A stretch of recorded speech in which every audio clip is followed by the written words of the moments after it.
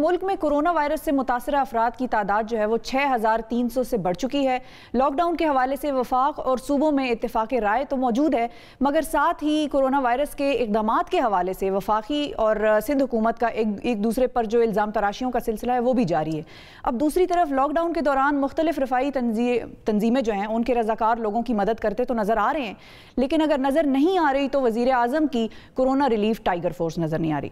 अब corona relief tiger force कब काम शुरू करेगी, सिंध और वफाक के दरमियान ये जो चपकलिश चल रही है ये कब तक जारी रहेगी, इस मामले पर हम बात करेंगे। हमारे साथ मौजूद हैं पाकिस्तान तहरीक इंसाफ के रहनुमा सेनेटर फैसल जावेद खान साहब। अस्सलाम वालेकुम फैसल, बहुत शुक्रिया वक्त निकालने का।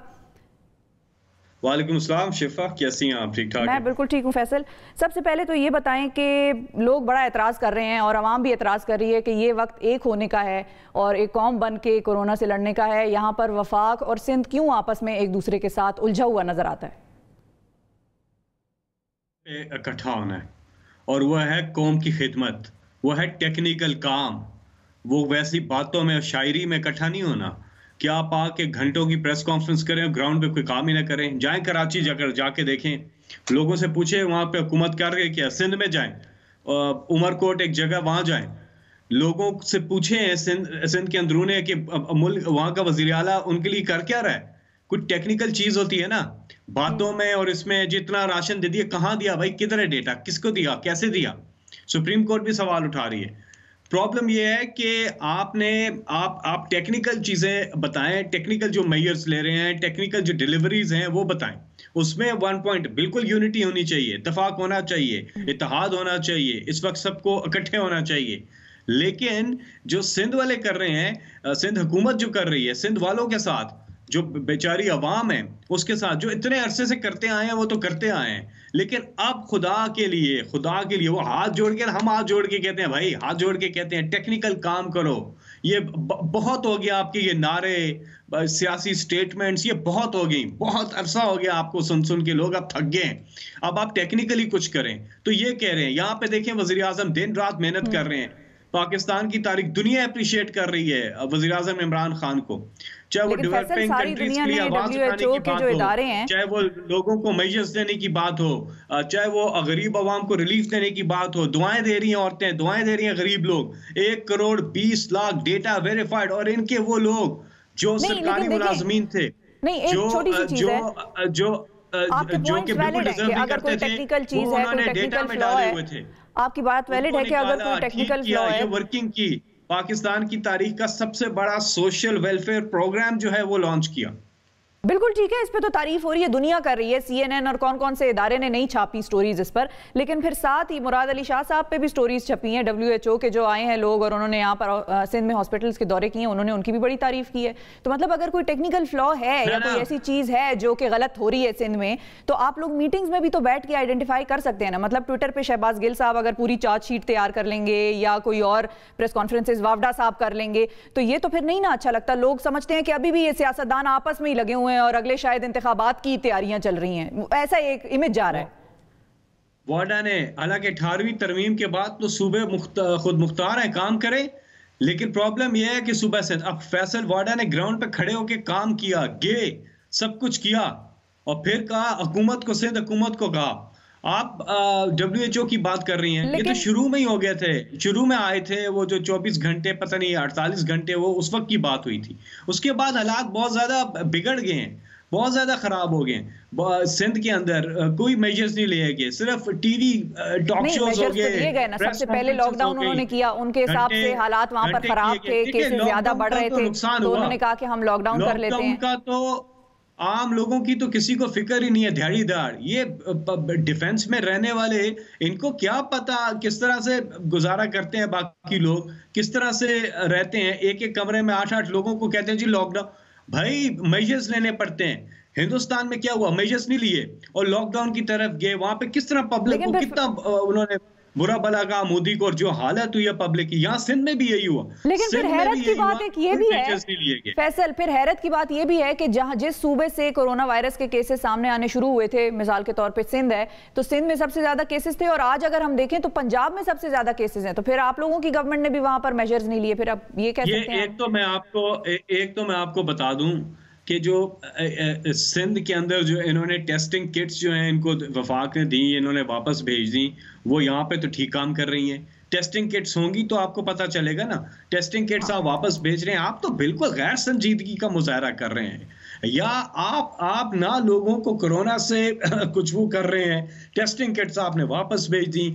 आम आदमी की दिहाड़ी जो है उसके हवाले से भी आपने कोई मेजर्स नहीं लिए। ये तो बिल्कुल नाजायज बात है। मतलब आप अगर सियासत देखें बाद में होती रहेगी, आप करें सियासत बाद में इंशाल्लाह। जब कोरोना खत्म होगा जलसे जुलूस करेंगे, एक दूसरे पे सियासी वार करेंगे। अभी टाइम नहीं है, अभी टेक्निकल ग्राउंड्स पे बात करें। अच्छा, अभी फैसल एक और चीज भी हुई है कि अभी आज ही मैंने प्रोग्राम में आपसे आने से थोड़ी देर पहले नासिर हुसैन शाह साहब से भी बात की और उनसे मैंने पूछा कि आप लोग वफाक को नहीं मुतमईन कर सक रहे, तो उन्होंने बड़े ही रीजनेबली जवाब दिए। एक तो उन्होंने ये बात की कि हम अगर वफाक किसी बात मुतमईन नहीं है तो हम कोशिश करेंगे कि हम उनको बिठाकर मुतमईन करें।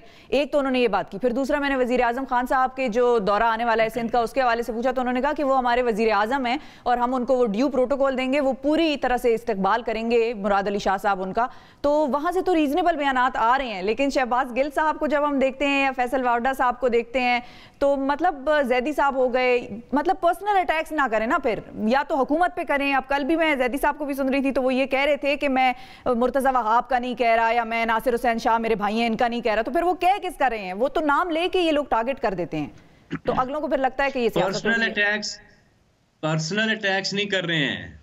वो पर्सनल लोगों की पर्सनल चीजें, पर्सनल जो लोगों के हालात हैं उसकी बात कर रहे हैं, पब्लिक की बात कर रहे हैं। मत करें इस्तकबाल करना है, उस अवाम का इस्तकबाल करें, उनको दें, उनका इस्तकबाल नहीं बल्कि उनको जाके दें, उनके लिए मेजर्स लें। ये एक सियासी स्टेटमेंट्स मत दें। ठीक है, सियासी स्टेटमेंट्स 18वीं तरमीम, एक सेकंड शिफा, एक सेकंड शिफा, 18वीं तरमीम आने के बाद सूबे खुद मुख्तार है, लेकिन उसके बावजूद प्राइम मिनिस्टर ऑफ पाकिस्तान ने ये जो कोऑर्डिनेशन सेल बनाया है, इसमें जो कोऑर्डिनेशन हो रही है सब सूबों के साथ हो रही है, तमाम सूबों को वफाक पूरी तरह से सपोर्ट कर रहा है। अब तक जो किया वफाक ने किया, अब सिंध को जो है होश के नाखून लेने होंगे।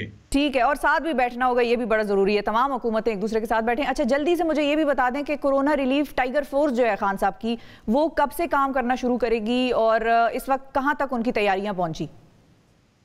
वैसे कमाल बात है, इस पे मैं बात करता हूं कि क्योंकि डेट 15 तारीख तक कर दी गई थी और रजिस्ट्रेशन का अमल तो बढ़ा दिया था। लोगों की पुरजोर फरमाइश थी, वो भी आना चाहते थे। रिकॉर्ड लोग आए हैं, प्रोफेशनल्स आए हैं, इसमें बड़े जबरदस्त लोग आए हैं जो वॉलंटियर। अब उनका पूरा एक मैकेनिज्म बनेगा और उनका काम शुरू हो जाएगा। लेकिन यहाँ पे मैं बताऊं, आपकी प्रोड्यूसर ने कहा था कि वो फंड पे बात जरूर करेंगे। तो फंड पे कर रहे हैं ना। पहले एक सवाल, तो मैं एक सवाल का जवाब दे दें, फिर आगे फंड पे भी आती हूं मैं। अच्छा, हाँ, ब्रेक के बाद हम फंड पे भी आते हैं, क्योंकि आपने कहा कि टाइम कम है तो मैं इसलिए चाह रहा था। नहीं, वो तो ब्रेक से पहले का टाइम कम है ना, ब्रेक के बाद भी आपका टाइम है, आप बेफिक्र रहें।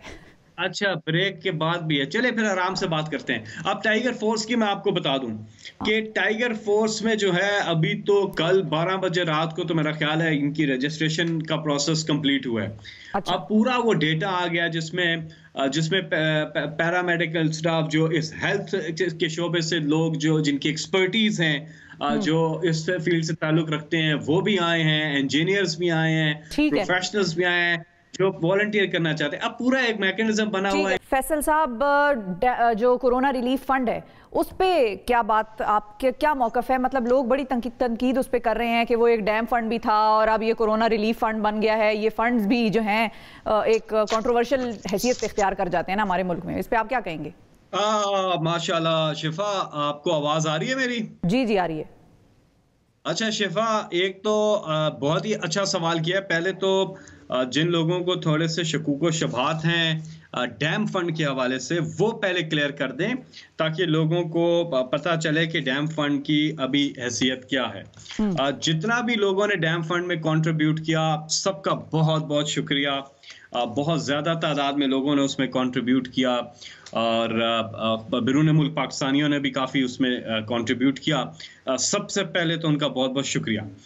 डैम फंड देखें, चीफ जस्टिस जो थे साकिब निसार साहब, फॉर्मर चीफ जस्टिस, उन्होंने जब ये लॉन्च किया था तो उन्होंने साथ में एक बेंच बना दिया था, 5 रुकनी सुप्रीम कोर्ट के जजेस पे मबनी एक बेंच जो कि डैम फंड की प्रोटेक्शन कर रहा था। ठीक है, और प्रोटेक्शन कर रहा है।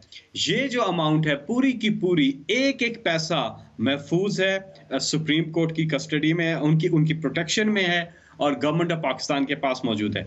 ये पैसा अकाउंट में आ तो सकता था, जा नहीं सकता और सिर्फ डैम पे खर्च होगा।